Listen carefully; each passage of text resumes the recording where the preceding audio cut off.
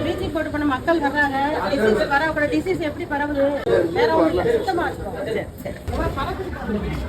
Bleaching powder கிடையாது. Bleaching powder தான் sir போடுவோம். சுண்ணாம்பு அதை போடுற வச்சுக்கிட்டா எப்படி சார்?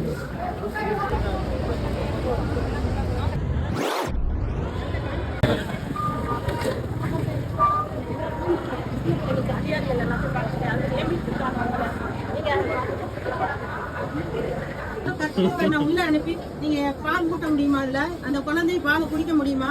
இந்த தாயும் செய்ய நலமா இருப்பார்களாக இந்த மாதிரி பால் ஊட்டும் முறை இருக்கிறது கவனிக்கப்படாம என்ன நகராட்சியில நிர்வாகம் நடக்குதுன்னு எனக்கு ஒண்ணு தெரியும்.